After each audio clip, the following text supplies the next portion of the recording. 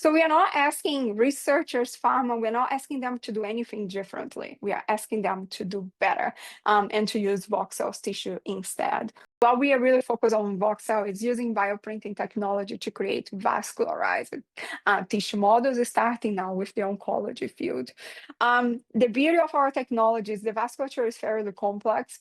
Our tissue is scalable, it's very reproducible. We have a very, very high resolution bioprinting technique. So the integration of these three components, they come together to create the tissue models.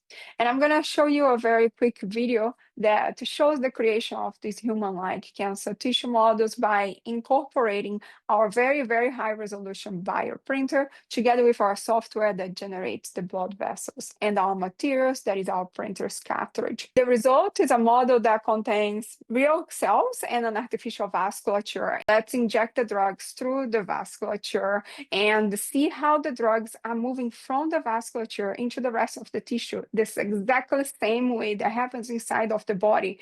And can we get initial insights on how this drug is functioning or not functioning? The goal with this ink is really being able to mimic that extracellular matrix environment.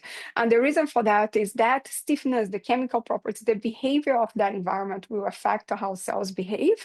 And of course, our goal is to get as close as possible to the human environment. Our bioprinter is a 2-photon polymerization bioprinter. Our resolution is 500 nanometers.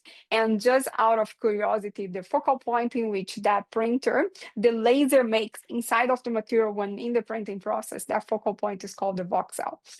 That's where kind of our name came from. We spend a lot of time making sure that the tissues coming out of this printer contain at least 80% plus cell viability. These tissues, they are created with to be able to be viable and used for 21 days, and we are extending that to a month. They have a customizable vasculature. They recreate the tumor microenvironment, and the goal here is to be able to run efficacy and vascular toxicity in the same platform. With this platform, we can really create this. We have this multiplexing capability. So in the same platform, you can run multiple tasks, and you can really manipulate these tissues as if it was a real tissue.